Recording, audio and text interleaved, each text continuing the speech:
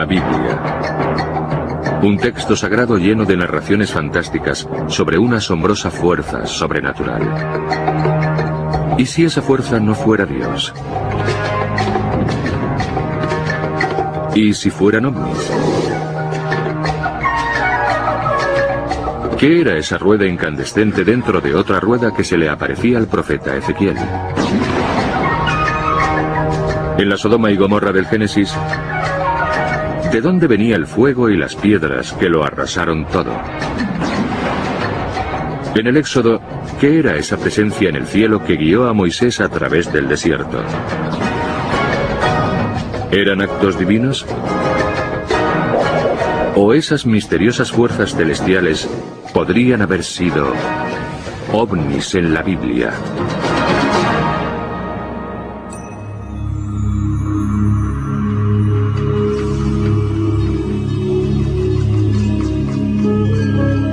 A lo largo de la Biblia se suceden misteriosos fenómenos aéreos que alteran el curso de la historia humana.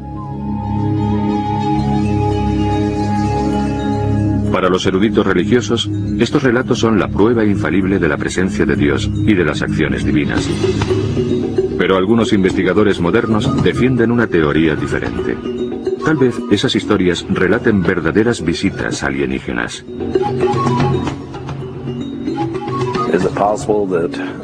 ¿Es posible que los extraterrestres hayan estado involucrados en la historia humana durante miles de años? ¿Y si es así, entraron en contacto con los personajes bíblicos? Cuando se estudia la Biblia, se observa que hay muchos testimonios de ovnis que contactan con personas, como el carro de fuego que abduce a Elías y lo asciende al cielo. Elías fue uno de los profetas judíos más respetados de su época. Según los expertos en ovnis, el relato bíblico de su encuentro con un carro de fuego es una descripción detallada de lo que podría denominarse un ovni.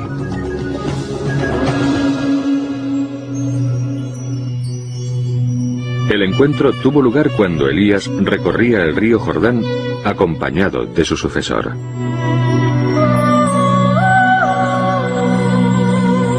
Elías sabía que su vida corría peligro porque había ofendido a muchas figuras religiosas poderosas. Elías pidió a Dios que le ayudara. Le acompañaba un joven llamado también Elías. Y de repente se vio rodeado por varios carros de fuego. Elías contempló un carro de fuego y unos caballos de fuego separados de él, y ascendió en un torbellino al cielo. El Antiguo Testamento narra una historia sobre cómo a Elías le atrapó o le absorbió un carro de fuego que brillaba incandescente. Según ese pasaje, Elías se evaporó en el cielo y ningún mortal volvió a verle. El concepto de Elías siendo ascendido a un carro de fuego es una abducción. Es cierto que los informes sobre ovnis modernos dicen que suben a personas a bordo y se los llevan.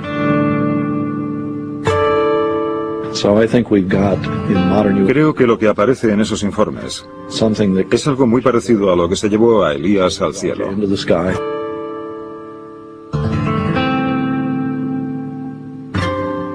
Si cogiéramos lo que se describía sobre Elías y lo comparáramos con los casos de personas que son llevadas a bordo de objetos volantes no identificados, podría tratarse perfectamente del mismo tipo de suceso que tuvo lugar en aquella época. Lo que nosotros denominamos carro de fuego no tiene nada que ver con el aspecto que imaginamos que puede tener un platillo volante. Pero hay quien defiende que en realidad no se diferenciaban tanto.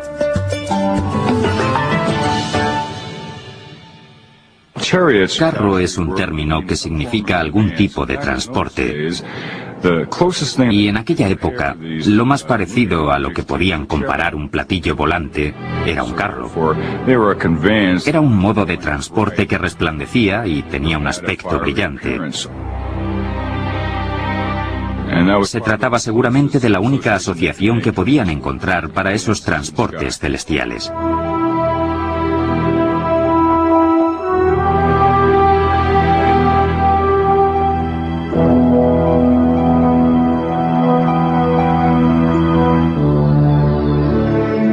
Algunos especulan con la interpretación tradicional de que muchos pasajes de la Biblia están manipulados, no solo por la falta de referencias técnicas de sus redactores, sino por las inexactitudes de la traducción al inglés de la Biblia que se efectuó en 1611 en la corte del rey Jaime.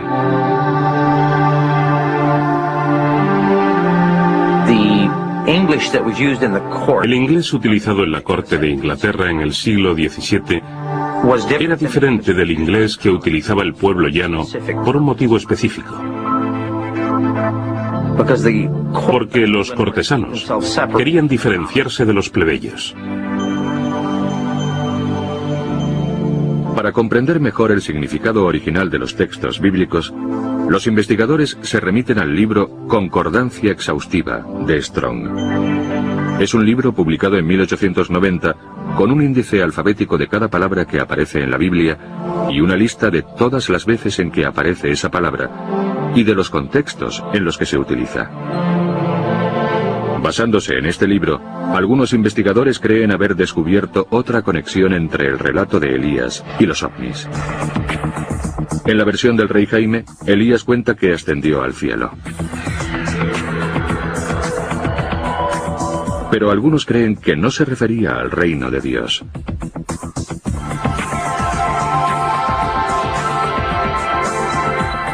En la corte del rey Jaime, la palabra cielo significaba exclusivamente cielo.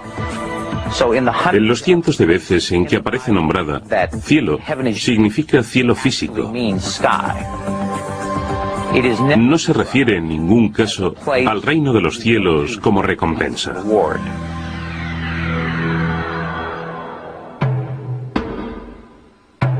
Las historias bíblicas sobre extraños sucesos celestiales no son las únicas fuentes antiguas que describen ovnis. Las creencias religiosas en las que aparecen ovnis están presentes en todas las culturas. Están presentes en los textos más antiguos de los sumerios. Aparecen pintados en las paredes de las tumbas egipcias. Los yogis y los lamas de Oriente los llaman imanas o carros de los dioses. Hace miles de años, la cultura nazca del Perú, en una hazaña de precisión magistral, diseñó unas rayas perfectamente rectas que se extendían por el paisaje con una longitud de casi 60 kilómetros y una anchura de 1,5 kilómetros. Algunos expertos en ovnis se preguntan si ese diseño, que se parece a los modernos aeropuertos, no se habría utilizado como pista de aterrizaje de naves espaciales alienígenas. Las líneas se interseccionan formando enormes figuras geométricas e incluyen dibujos de insectos, mamíferos y un misterioso ser humanoide. Hay quien dice que se parece a un astronauta. Pueden contemplarse desde el cielo, y hay que preguntarse si no las dibujarían para impresionar a seres que volaban por él. La cultura que los dibujó intentaba por lo menos captar la atención de los seres espaciales que sabían que existían. Hay otras civilizaciones antiguas que también creían ser visitadas por seres extraterrestres. Kukulcán, el dios principal de los mayas, había descendido del cielo para enseñarle sus complejos conocimientos tecnológicos y matemáticos.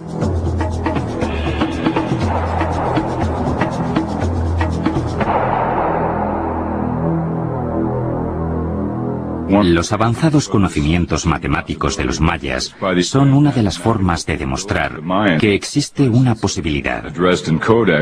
En los códices aparecen cartas astronómicas muy avanzadas en las que constaban los eclipses solares y lunares. La creencia de que los mayas recibieron sus conocimientos matemáticos y astronómicos de antiguos dioses que bajaron del cielo, creo que tiene su origen en un hecho real. Porque esa misma historia se repite por todo el mundo, con los indios de América del Sur y del Norte, en China, en todo Oriente, en la India. Es esa historia, o una versión similar, en la que los dioses vienen del cielo y comparten sus conocimientos con los seres humanos. Son relatos inquietantemente similares, que se repiten en distintas culturas, a lo largo de los siglos, y que hacen surgir nuevas preguntas. Creo que los ovnis existen desde hace siglos. Creo que han sobrevolado la Tierra e incluso han aterrizado y han entablado contacto.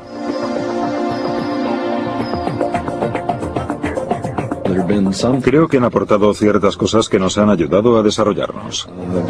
Y creo que la religión bíblica es un ejemplo de cómo han influido en nuestro desarrollo.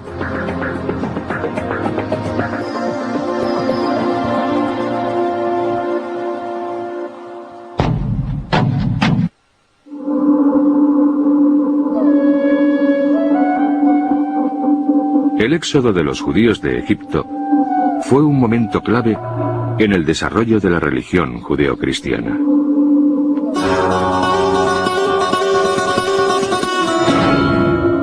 A la cabeza de esta migración en masa estaba Moisés, a quien le guiaba un misterioso fenómeno celeste. El Señor se les aparecía durante el día en forma de pilar de nubes para enseñarles el camino. Y por la noche se transformaba en un pilar de fuego para iluminarles. Así podían viajar de día y de noche.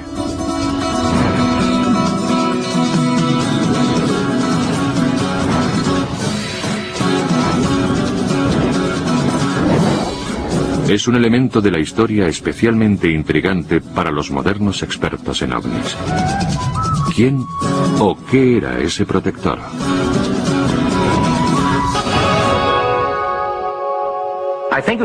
Creo que era un ovni muy grande, que se apagaba durante el día y brillaba de noche. Proporcionaba luz al campamento que se instalaba debajo. A veces flotaba en el aire durante varios meses seguidos.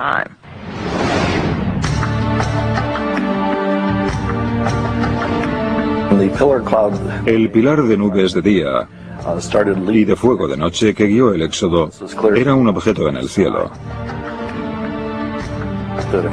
que aparentemente contenía algún tipo de ente inteligente que se comunicaba oralmente con Moisés durante todo el camino. El ovni jugaba al juego de seguir al jefe, y el ovni era el jefe. Aunque inicialmente el faraón permitió el éxodo de los judíos, luego cambió de opinión y se lanzó sobre ellos con todos los carros de Egipto y cientos de sus hombres. Fue una persecución que condujo a uno de los acontecimientos más espectaculares de la Biblia, cuando los ejércitos del faraón alcanzaron a los israelitas a orillas del Mar Rojo.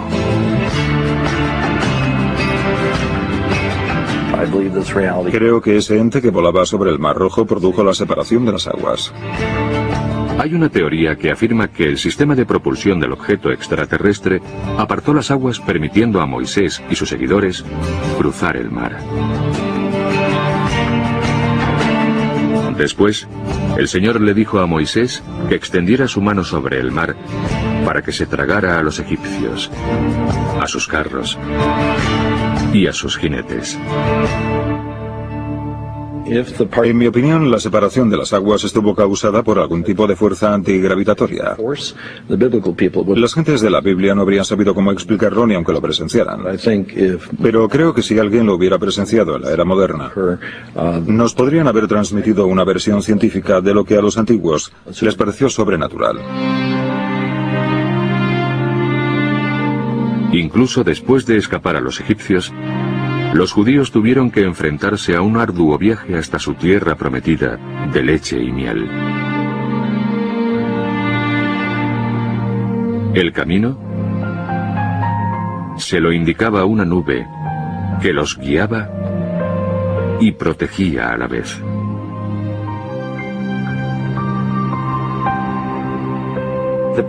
El pilar de nubes que los guiaba durante el día actuaba como sombrilla. La zona en la que viajaban era un desierto con temperaturas de hasta 50 grados y tardaron 40 años en llegar. El pilar lanzaba maná a los judíos para alimentarlos durante los 40 años que duró su éxodo. Así los mantuvo vivos en el desierto mientras se gestaba un enorme proyecto de acondicionamiento religioso a manos del ente extraterrestre.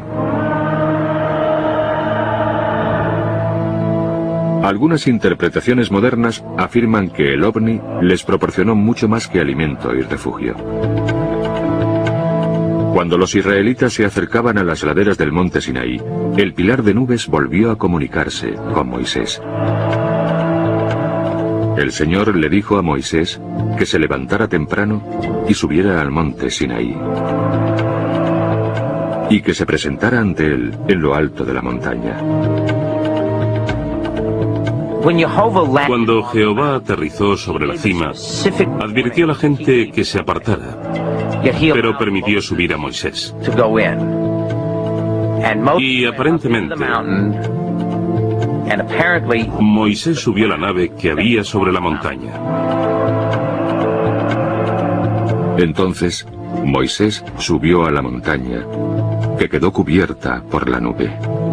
El Señor se apareció esta vez en forma de fuego abrasador en la cima del monte, a la vista de todo el pueblo de Israel. Y Moisés penetró en la nube. Los teóricos modernos especulan con que el tiempo que estuvo en la montaña lo pasó en el interior de un ovni. Y cuando llegó a la montaña le sudaba la cara.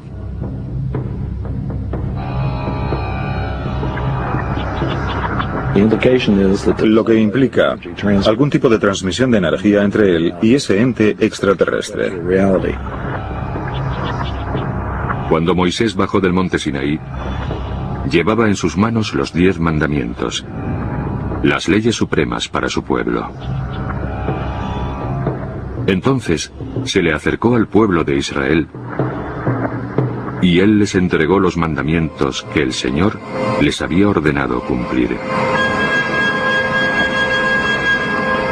Pero si esa enorme columna en el cielo era realmente un ovni y les entregó a los judíos un ordenamiento moral para su sociedad, ¿qué opinaron los antiguos de ello? Según Moisés, el individuo que había en el interior de las columnas de fuego y nubes era Jehová. Jehová es el nombre del Dios nacional de los judíos. Su Dios era un Dios del cielo, un Dios celestial, un Dios que creaba el cielo en la tierra. No creo que a los judíos les costara mucho creerse que la columna de nubes y fuego era Dios. Dios estaba en aquel ovni. Algunos creen que la influencia de los ovnis no se limita a la Biblia judía. Puede hallarse a sí mismo en la fe cristiana. Miles de años después del Éxodo, el Nuevo Testamento relata la transfiguración de Jesús.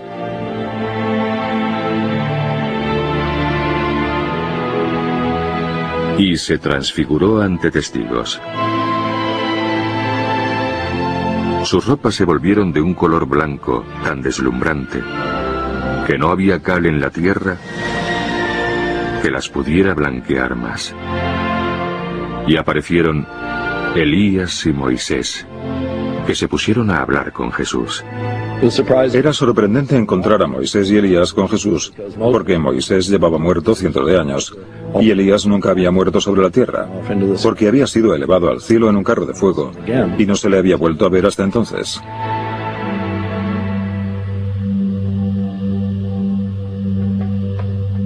¿Eran los carros de fuego de Elías y la nube brillante de Moisés en el monte Sinaí el mismo ente?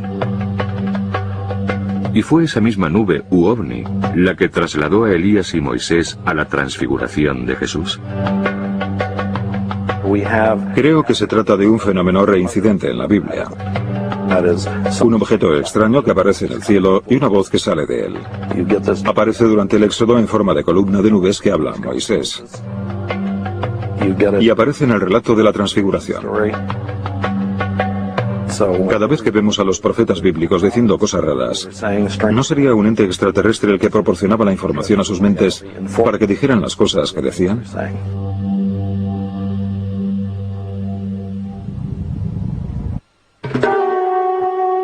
Más de medio milenio antes del nacimiento de Cristo, un grupo de exiliados judíos se hallaba cautivo a orillas del río Kebar.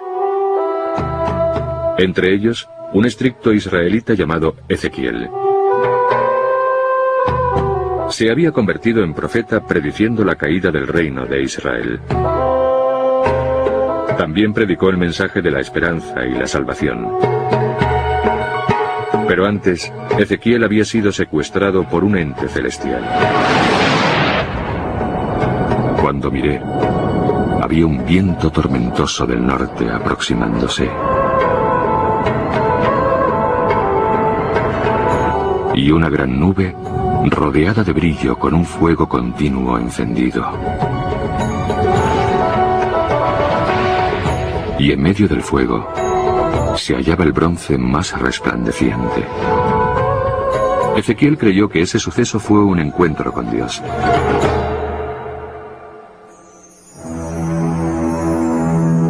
Pero los expertos en ovnis se preguntan si podría haberse tratado de algo más.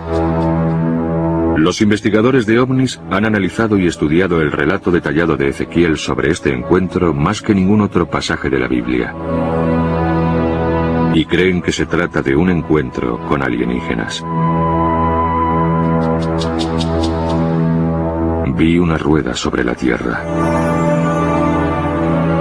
En cuanto al aspecto de la rueda y de su fabricación, brillaba con el resplandor de una luz de cristal. Ezequiel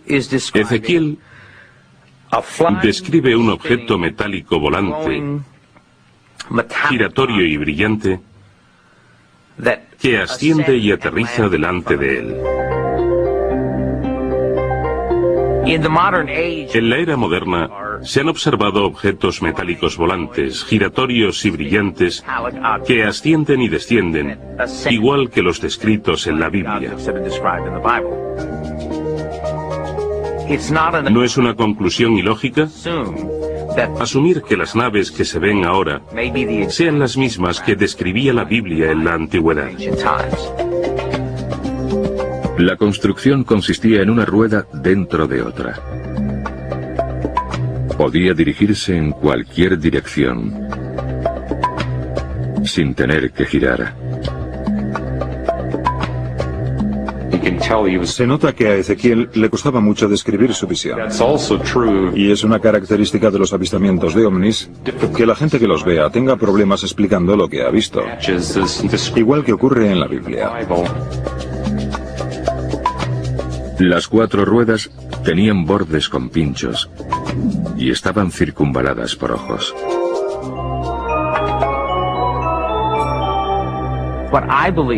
Trataba de describir aparatos mecánicos.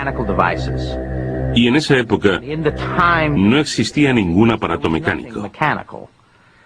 La rueda era el aparato más sofisticado con el que contaban.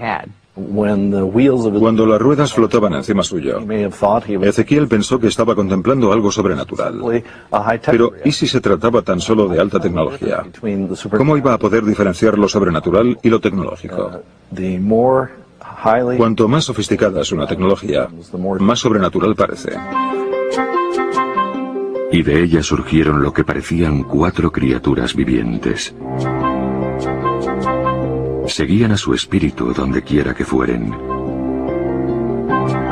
Y las ruedas se elevaron con ellas, porque los espíritus de las criaturas vivientes estaban dentro de las ruedas. Describe un objeto que sale de la montaña y deja salir de su interior algún tipo de vida inteligente.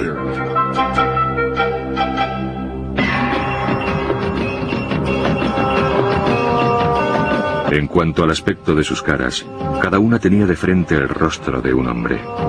Las 4 tenían el rostro de un león al lado derecho. Las 4 tenían el rostro de un buey al lado izquierdo. Y las 4 tenían la cara de un águila por detrás. En aquella época, no había nada similar en el cielo. No había aviones, ni helicópteros. No había cometas, ni siquiera globos. En su época, nada se movía, a no ser que estuviera vivo o alguien lo moviera. Por eso, empleó la analogía de criaturas vivientes. Sobre las cabezas de las criaturas vivientes había la representación de un firmamento brillante como el cristal. Y cuando se fueron, oí el ruido de sus alas, similar al sonido de muchas aguas, como el sonido del trueno del Todopoderoso. Ve un firmamento, un objeto muy grande. Muchos ingenieros que han estudiado el tema opinan que se trata de aparatos de aterrizaje. Describe luces que suben y bajan, anillos de luces centelleantes que lo rodean. Habla de un ser que sale de la nave, del firmamento encima de él, y le habla.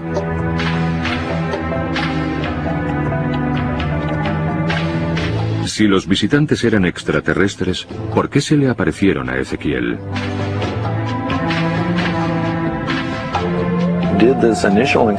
Este encuentro pudo sumir a Ezequiel en un estado de control mental que le impulsó a escribir su largo libro de profecías sobre el futuro de Israel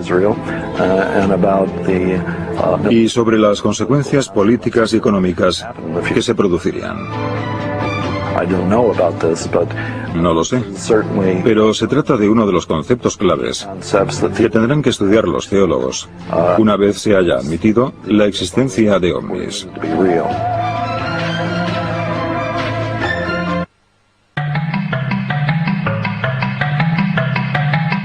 Ángeles. Los mensajeros de Dios. Sus imágenes etéreas aparecen en el arte y la arquitectura a lo largo de los milenios por todo el globo.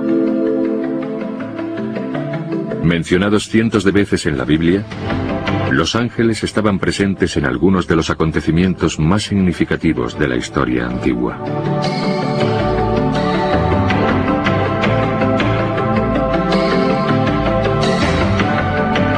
Pero, ¿qué son los ángeles?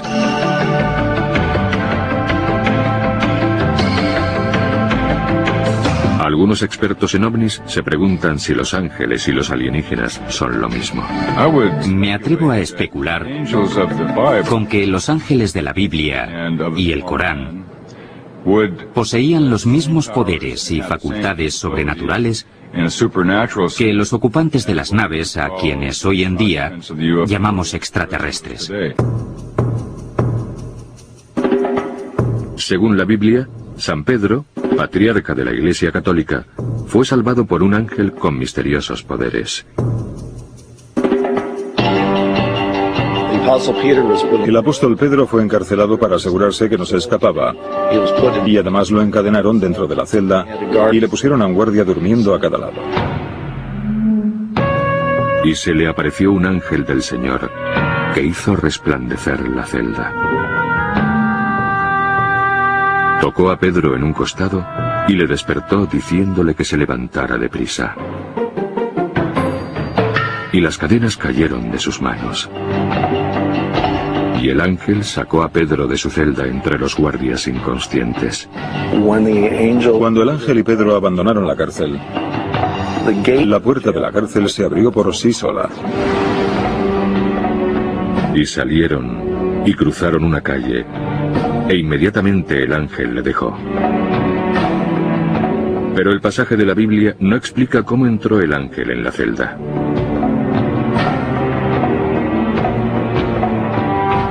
La respuesta puede que sea que el ángel tenía la capacidad de atravesar paredes sólidas. Un dato que aparece a menudo en los informes sobre ovnis modernos. Los teóricos modernos también han examinado otros pasajes angélicos de la Biblia en busca de posibles conexiones con extraterrestres. Han encontrado muchas descripciones de sucesos similares a encuentros con alienígenas. A menudo los ángeles transmiten su mensaje mediante visiones y sueños. Los alienígenas del espacio utilizaban nuestra mente inconsciente, nuestros sueños para informarnos de su voluntad. Eso ocurre, por ejemplo, en Mateo 2. Y un ángel del Señor se le apareció a José en un sueño. Levanta, coge al niño y a su madre y huye a Egipto. Y permanece allí hasta que yo te lo diga. José es advertido en un sueño de que ha de abandonar la ciudad a toda prisa, porque Herodes va a intentar matar a Jesús. Atendiendo a su sueño, José puso a su hijo a salvo del peligro y salvó la vida de Jesús.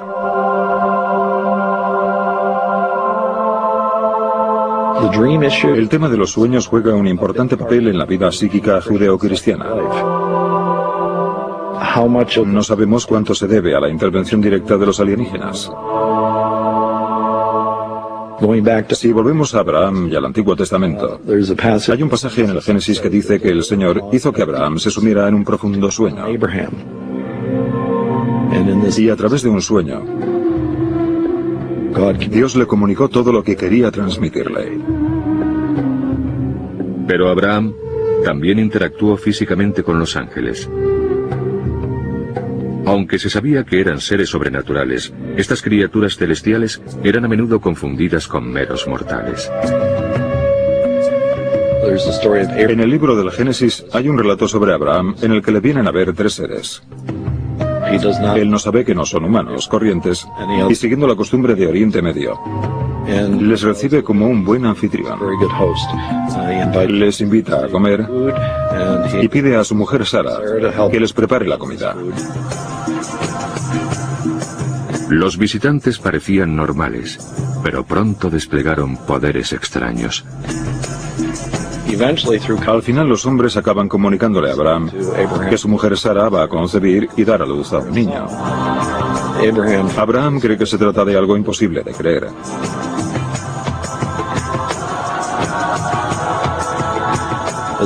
Su mujer Sara, que estaba fuera de la tienda, lo escucha y se ríe por dentro, pero sin hacer ruido. Y los tres hombres la acusan de haberse reído.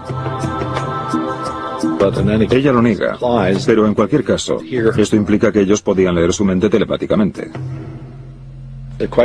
La cuestión de la telepatía y de si esos seres podían o no leer la mente de Abraham y de Sara es un tema muy importante. La telepatía es también un rasgo que se asocia a menudo con los modernos extraterrestres. Luego se marchan y ella se queda embarazada. Con el tiempo Abraham se da cuenta de que ha tenido lo que él llama un encuentro divino, pero creo que ahora podríamos llamarlo un encuentro extraterrestre. Ese año, Sara da a luz a su hijo, Isaac, de quien parte la dinastía que fundó la nación judía. Una de las cosas que aparecen en muchos informes sobre abducción por ovnis es que los extraterrestres parecen estar muy interesados por el proceso de reproducción humano. En la historia de Abraham y Sara es posible que los alienígenas tomaran parte en el proceso reproductivo entre Abraham y Sara, y que Isaac sea el producto de algún tipo de intervención alienígena. Algunas de lo que podemos llamar historias extraterrestres de la Biblia contienen ingredientes de control psíquico sobre la raza humana, o si no sobre toda la humanidad, al menos sobre algunos elegidos. Cuando escuchamos a los profetas decir cosas raras, nos preguntamos si no serían los extraterrestres quienes informaban a sus mentes para que dijeran lo que decían.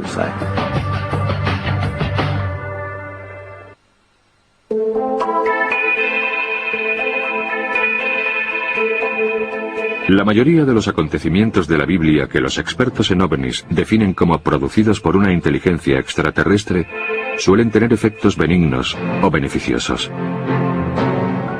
Pero no siempre es así. Por ejemplo, en el caso de la destrucción de Sodoma y Gomorra. Según cuenta la Biblia, los habitantes de estas dos ciudades hermanas eran tan pecadores y degenerados que no había esperanza de reconducirlos por el buen camino. La única solución era el exterminio total.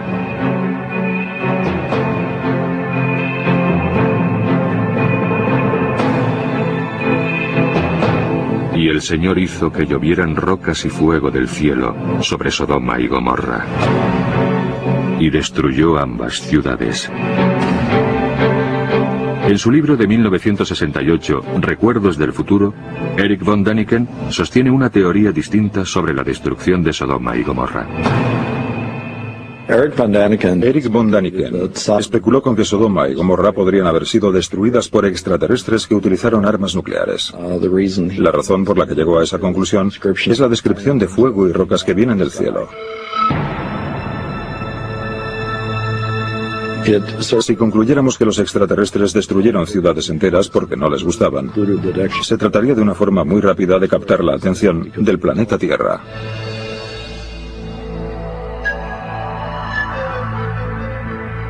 Sin embargo, existen otras teorías sobre la destrucción de esas ciudades. Algunos creen que la historia podría haberse empleado como advertencia mitológica. Una lección aprendida de generación en generación para reforzar la importancia de la moral. Dios exterminó a los sodomitas y a los ciudadanos de Gomorra. Cayeron del cielo fuego y piedras que los borraron de la faz de la tierra. El texto nos enseña que cuando una civilización degenera, no puede salvarse. La otra forma de entender lo de Sodoma y Gomorra es que si esas ciudades realmente existieron y fueron destruidas por una catástrofe natural. Es una metáfora del concepto religioso de que el hombre es malvado y merece un castigo a su maldad. Las investigaciones arqueológicas han arrojado cierta luz científica sobre esta antigua historia.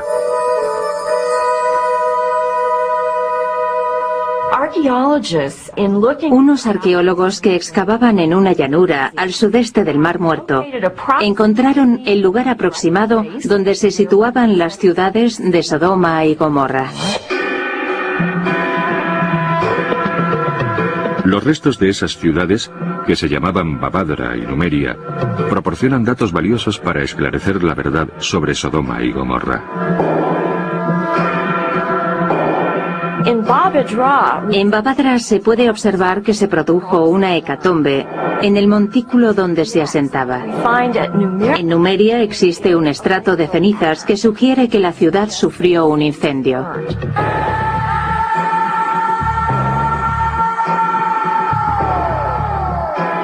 Pero la causa de su destrucción no puede probarse científicamente. Por lo tanto, ¿quién o qué causó la debacle permanece abierto a la especulación? Lo más importante del tema es si los extraterrestres estaban tan involucrados en el desarrollo de la vida sobre la Tierra que decidieron destruir una ciudad o un grupo de gente. El que Dios y los ángeles bíblicos fueran un ovni de otro planeta puede ser una idea radical. Pero es posible que los teóricos modernos no fueran los primeros que se plantearan esta posibilidad. En el siglo XV, surgieron obras de arte que representaban escenas bíblicas, con misteriosos objetos volantes flotando en el cielo. Encuentro que el arte renacentista es muy intrigante. Hay imágenes de ovnis con la imagen de la Virgen y de Jesús crucificado. A veces se pintan al fondo pequeños puntos negros u ovnis en forma de platillo con una cúpula encima. Y se trata de obras de arte realizadas 1500 años después de que ocurrieran los hechos.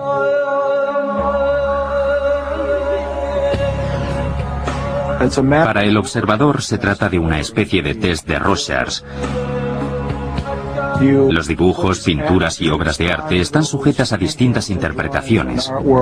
Pueden ser sombreros o partes de una vajilla, o cualquier cosa con una forma similar, pero no necesariamente platillos volantes.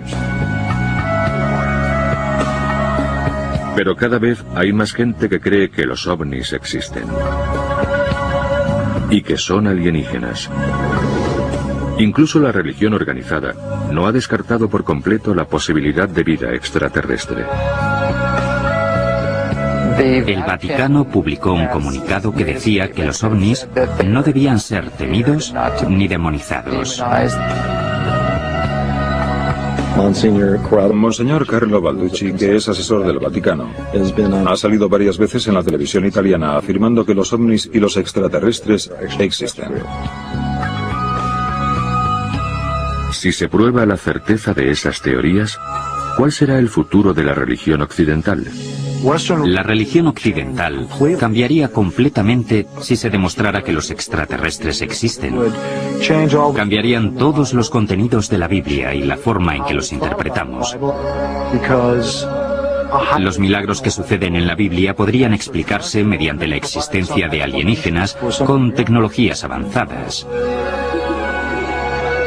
Pero en ausencia de pruebas concluyentes que confirmen o denieguen la existencia de ovnis, la creencia en el fenómeno de los ovnis se basa principalmente en la fe, que es la misma base de la creencia en Dios.